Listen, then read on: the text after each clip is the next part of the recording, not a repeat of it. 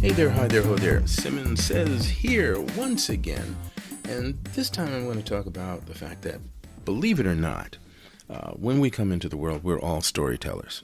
I've said this to a number of my students, so if you're listening, students, you've heard me say this before, and I hope you believe it. But it's true. I mean, if you think about it, try and remember, and if you're parents, you've seen the evidence before your eyes, the one I'm about to mention. And that is when the moment that you are, as a child, you're trying to communicate experiences you've had, something you've discovered, you've seen, you've heard.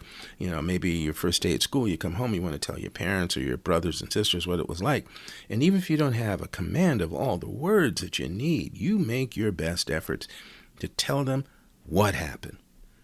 And that's storytelling. That's really it. Our ability to share our experiences, our feelings, our thoughts. And we put it together. We string the words together in hopes that somehow we share an intelligent message or something that is intriguing or engaging to the audience, right?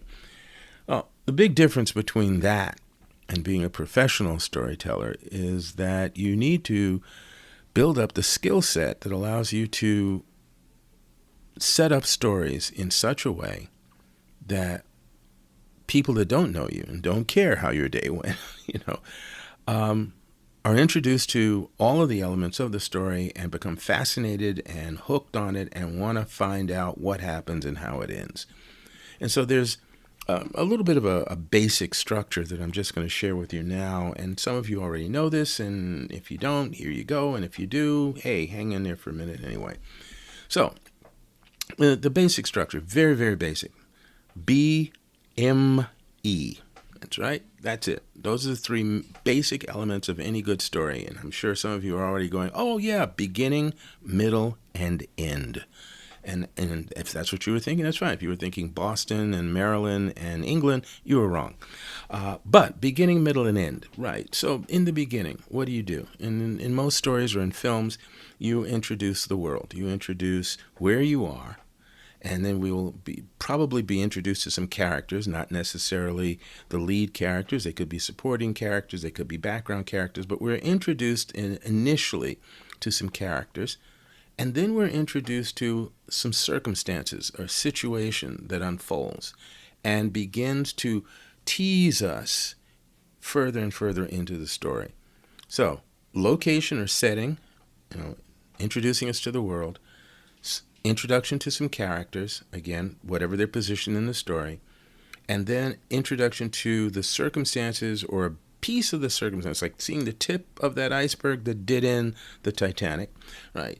Just a little hint of something or a suggestion of something or a peek at something that titillates the audience and makes them want to stay and follow the characters further, okay? So that's your beginning segment.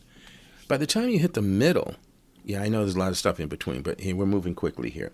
By the time you hit the middle, you've already shown your audience, obviously your main antagonist and protagonist, right? You've shown them what's at stake, right? What's to be lost or gained. And in terms of the characters, we now know what our protagonist's goal is, and we know what the conflict is that this protagonist has to go up against, or who this protagonist has to go up against.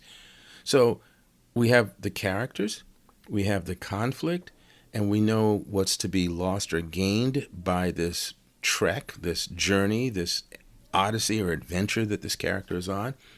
And we've also, by this point, have a really good idea of how this is affecting the character or characters emotionally. How invested are they?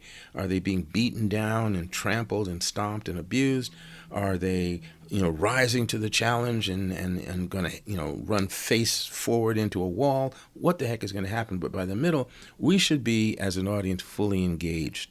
We should care about the characters. If they don't care about the characters by this point, you need to scrap that and start over again. All right.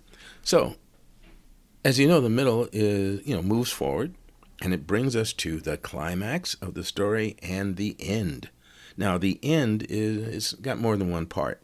the end is the climax has happened, so we then follow up with the resolution of the conflict within the story, right? So whatever that main conflict was, whatever that main challenge was, it's resolved somehow. Because there's so many different genres and story types, I won't say there's one size fits all, but somehow you resolve the conflict, the major conflict of the story. And then you move us in what's called in film the falling action. You move us slowly down to the actual end, the actual exiting this story. And by that point, you have three possibles.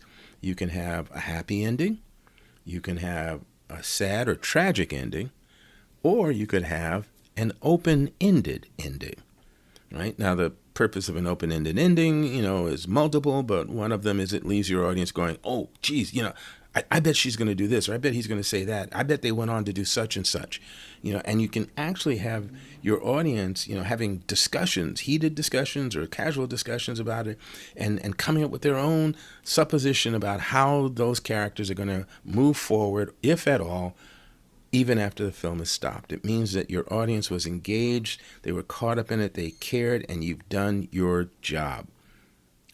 So that's your BME of storytelling. And if you can work out the specifics as you move along, you will have, whether it's a short story or a feature film or a short story as in a book or a novel, whatever it is, you will have pulled your audience in and taken them on a ride. And with all things working out, they will be totally satisfied with whatever your ending may be. So I hope that was of some help to you at this point in time.